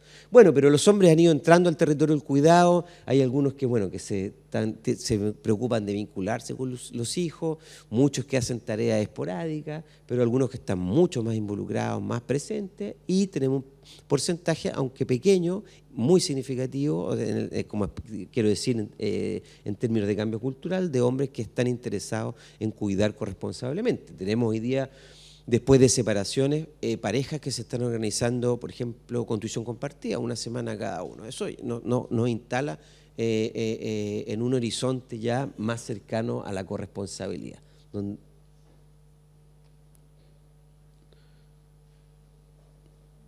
No quiso avanzar más.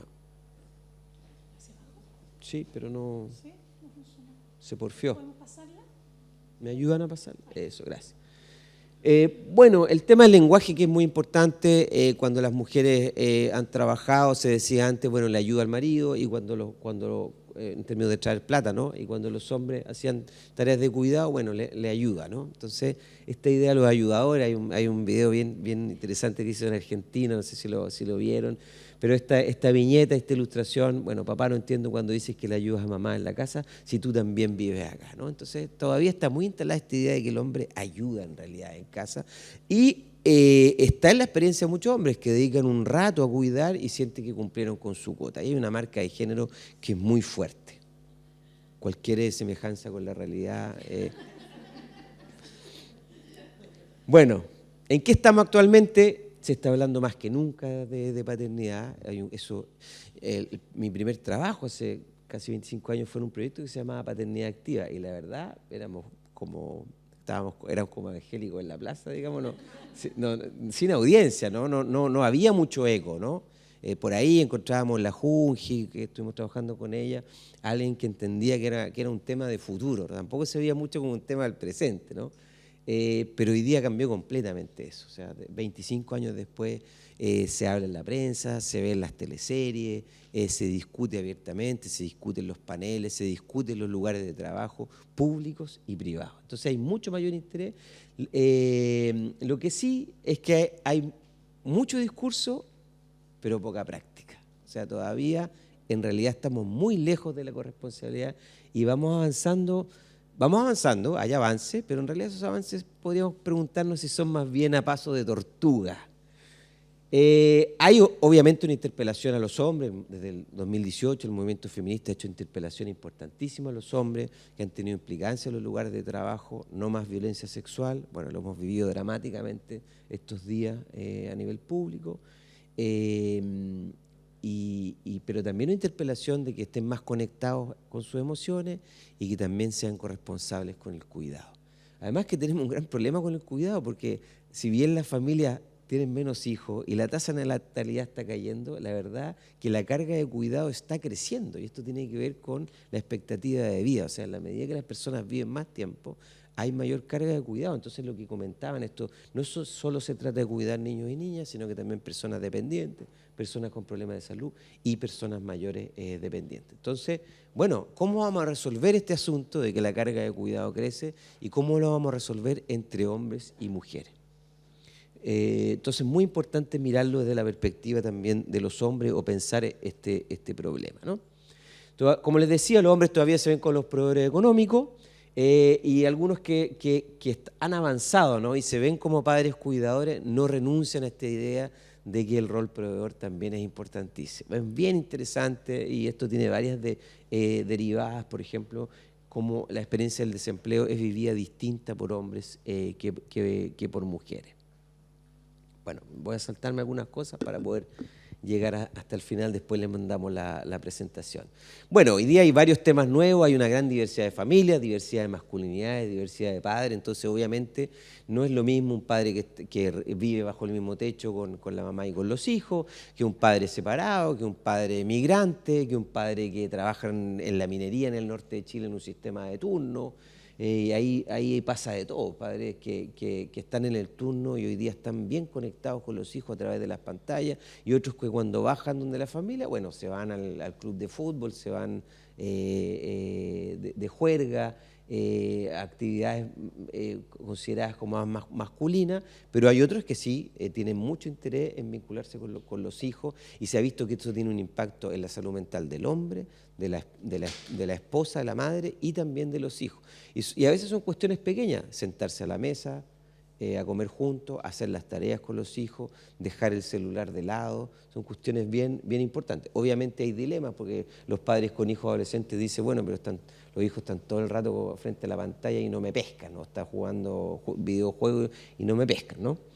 Bueno, está el tema de la paternidad biológica, hay muchos padres sociales, también en Chile, nos muestran los datos de la ELPI, 22, primero, 1/3 de los niños en Chile viven con un abuelo o abuela, y un 22% son cuidados principalmente por las abuelas, algunos abuelos también. Entonces también muchas mujeres han podido salir a trabajar porque las abuelas se quedaron cuidando. Otro, tenemos que mirar también ese engranaje. Se habla re poco de la abuelidad y es importantísima. Bueno, también hay padres hoy día, padres homosexuales, padres bi, padres trans, y también está todo el tema de la diversidad. O sea, ¿qué le pasa a los padres hombres cuando tienen un hijo que sale del closet o un hijo que está haciendo la transición? Tenemos desafíos nuevos muy importantes de analizar o de abordar. Algunos datos.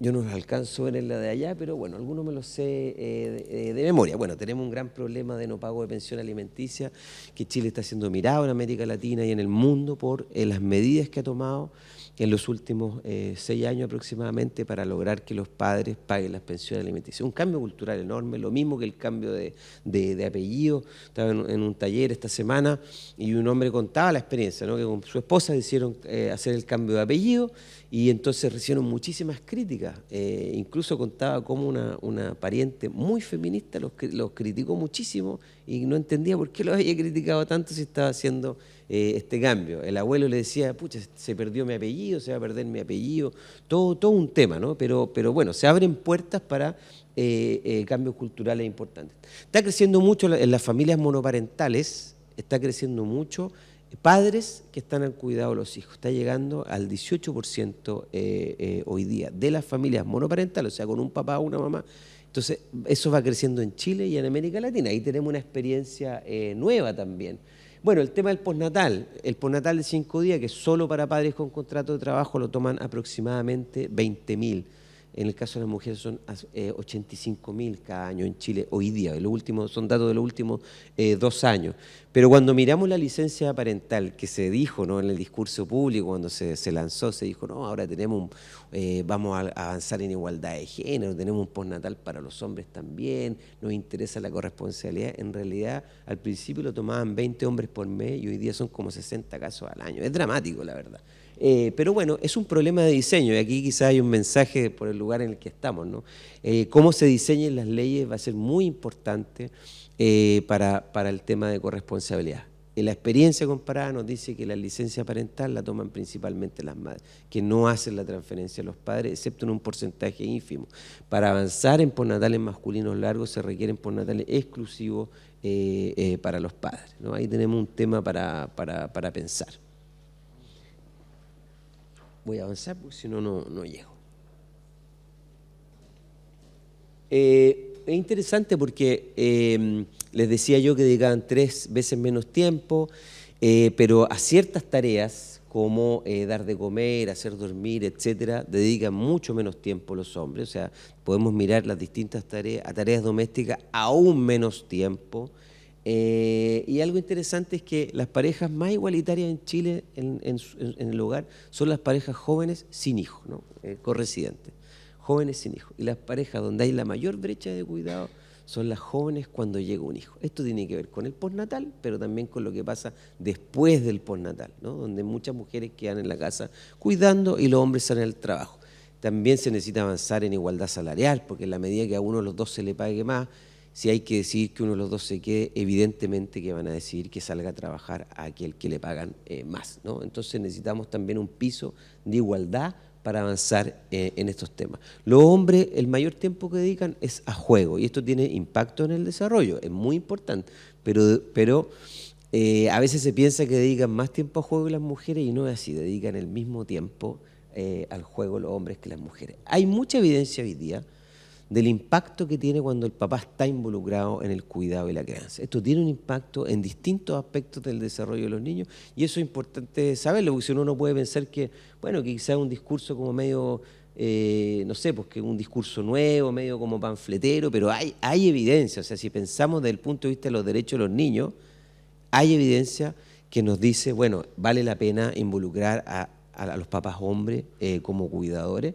y por supuesto que hay otras razones como razones de igualdad de género, que es el tema que nos convoca hoy día.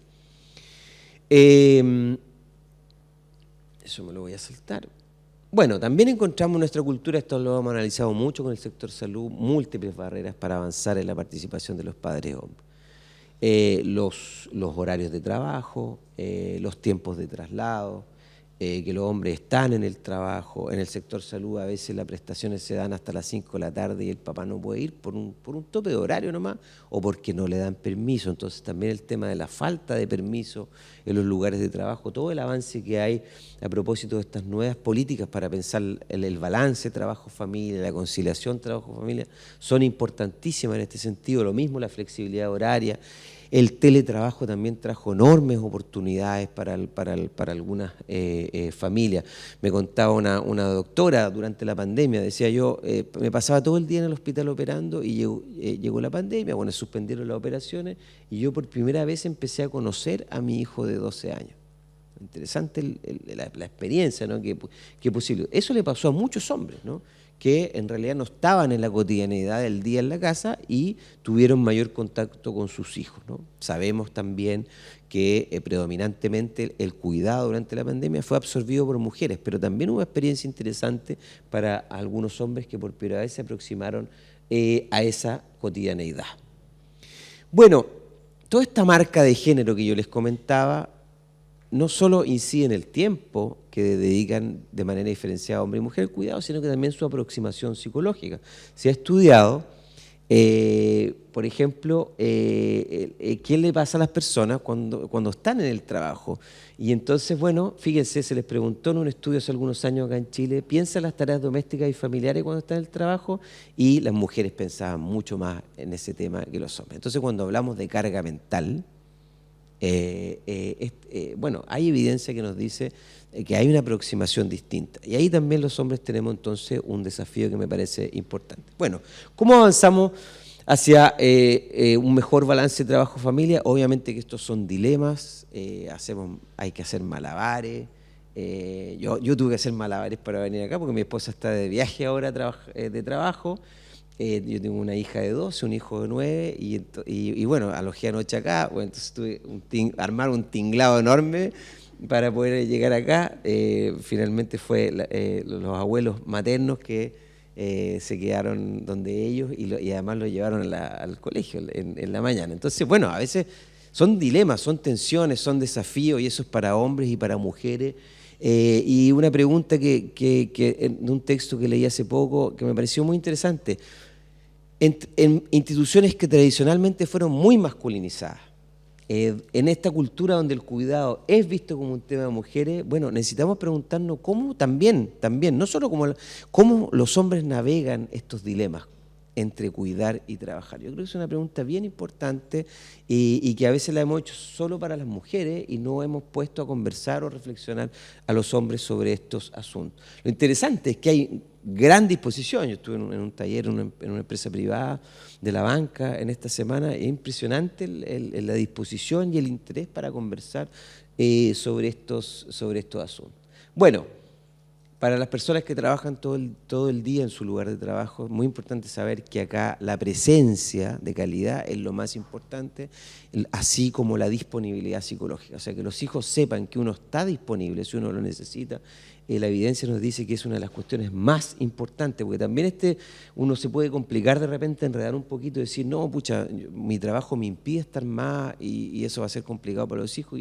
Y no es así en realidad, ¿no? O sea, claro, tenemos que ver qué pasa el fin de semana, o sea, si uno está muy distraído con el teléfono o no se sienta a la mesa, como decíamos, o no conversa con los hijos o no se interesa en sus cosas, puede ser más complicado, ¿no?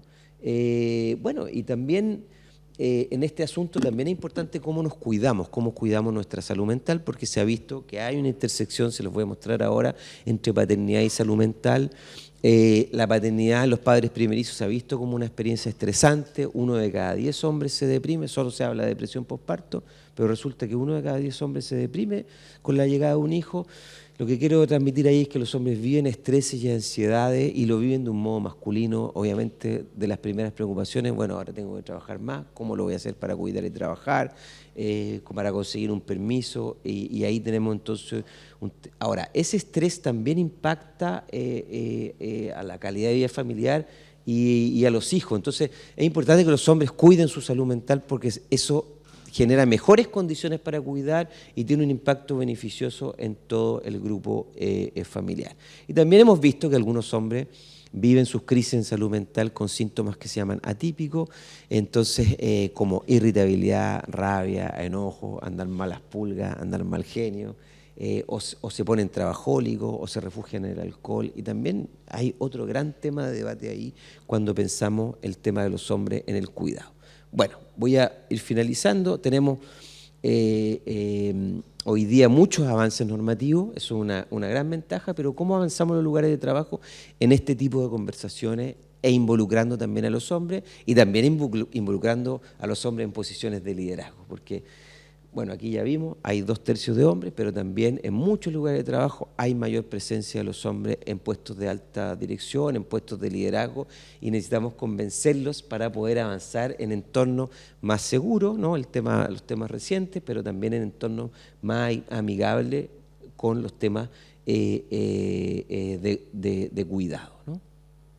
Y termino, ahí les muestro, voy a terminar ahí con esa imagen de una campaña que hicimos hace poco. Cuidar también es tarea de hombres, lo llamamos, ¿no? Esta idea de que, bueno, el cuidado también tiene que ser un tema de hombres, y dimos 4 mensajes: presente y disponible, equilibrando trabajo y paternidad con corresponsabilidad, atento a las necesidades de sus hijos. Lo voy a dejar ahí, después yo les paso la presentación, que tenía mucha información. Gracias. Muchas gracias, Francisco.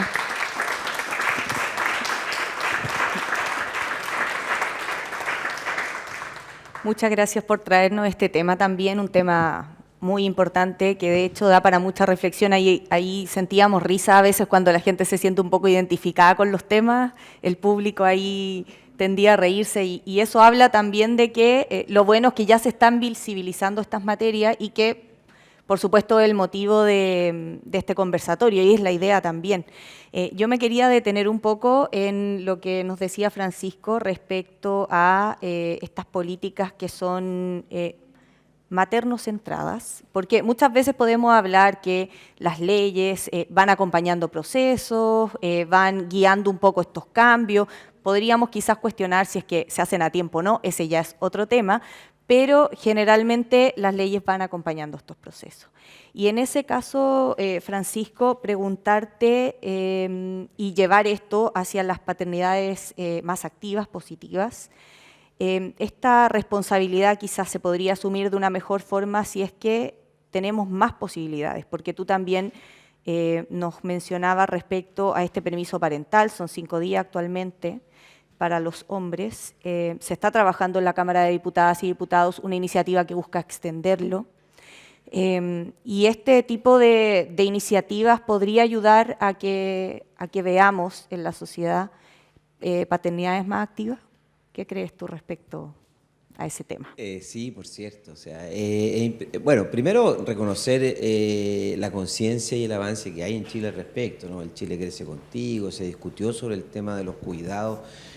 Con Carolina aquí estuvimos conversando sobre eso, a propósito de los 2 procesos constituyentes. Para este gobierno ha sido muy importante. En el gobierno anterior se avanzó en el tema de los mecanismos para lograr el pago de las pensiones alimenticias. O sea, la verdad que hay mucha iniciativa, y también lo vemos a nivel institucional. O sea, hoy día muchas instituciones tienen políticas internas, tienen normativas al respecto, y Claudia al principio nos hablaba sobre eso. Entonces, yo quisiera, bueno, primero eso es importantísimo, nos genera un piso mínimo, pero necesitamos un paso adicional, que es, una vez que tenemos estas normativas, ¿no?, que podemos discutir si son suficientes o no, etcétera, es cómo hacemos la bajada, o sea, que realmente esto ocurra. Entonces, ahí tenemos un gran tema, o sea, cómo hacemos que un lugar de trabajo sea amigable con el tema del cuidado, y que considere que no solamente son temas de mujeres, sino que también son temas de hombres. Entonces, lo que ocurre en muchos lugares es que hay permisos,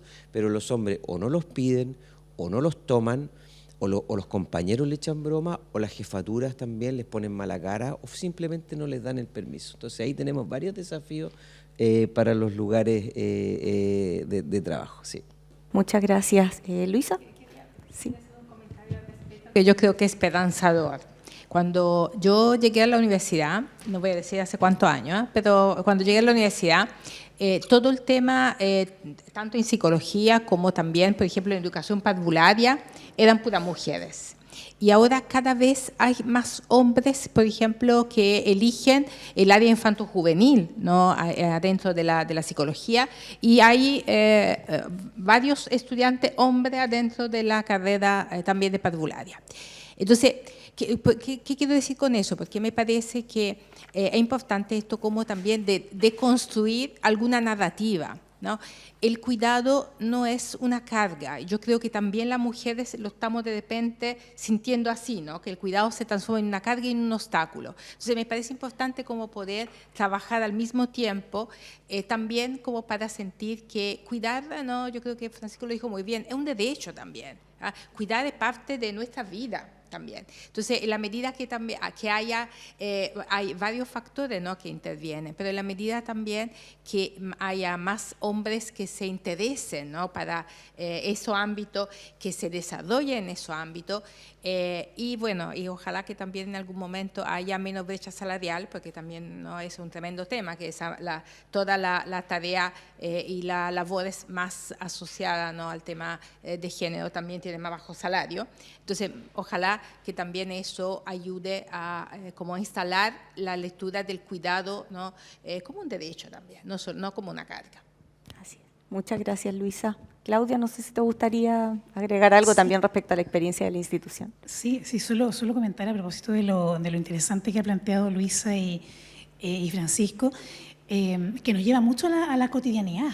O sea, por eso las sonrisas y acá como que nos identifican con determinados ejemplos, y debe pasar en todas las instituciones, ¿no?, y en los grupos y en las relaciones humanas pasa eso. Y yo creo que como desafío, mirando desde adentro de la institución, creo que es muy importante principalmente romper con los prejuicios, que en el fondo esa madre trabajadora pueda pedir permiso sin el temor a que le digan que no, a que le pongan una mala cara, a que le digan, sabes que en realidad aquí tú tienes ciertos privilegios porque eres madre y estás pidiendo un permiso que yo no puedo porque no lo soy.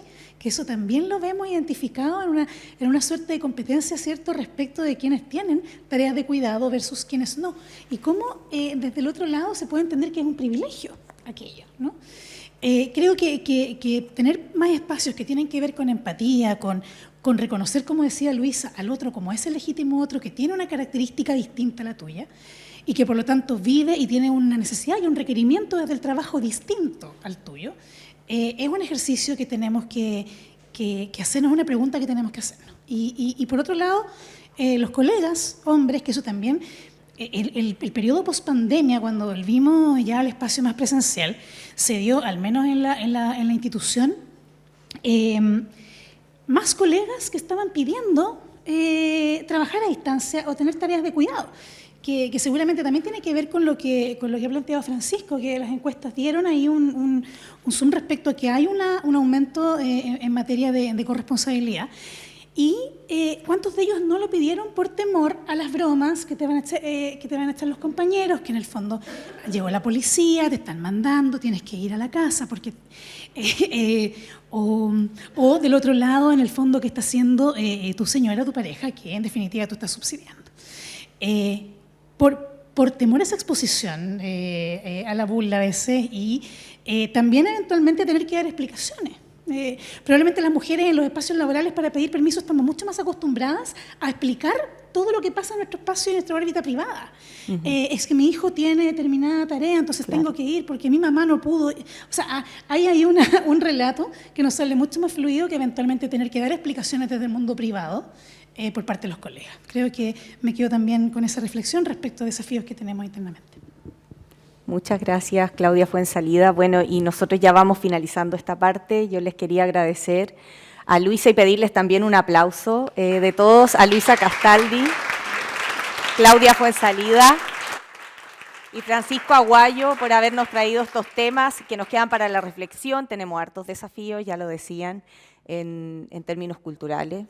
en ir apoyándonos también en estos procesos de cambio que van impulsando las distintas políticas públicas y ir implementándolo además. O sea, no nos sirve, lo decían, que esté escrito en el papel si es que no lo ejecutamos. Que no sea letra muerta lo que se escribe y lo que se avanza. Así que muchas gracias. Va a quedar este conversatorio disponible para revisión de todas y todos los funcionarios. Así que agradecerles nuevamente también por esta oportunidad, por haber estado acá. Muy ilustrativo todo, muy interesante estas conversaciones, así que muchas gracias nuevamente.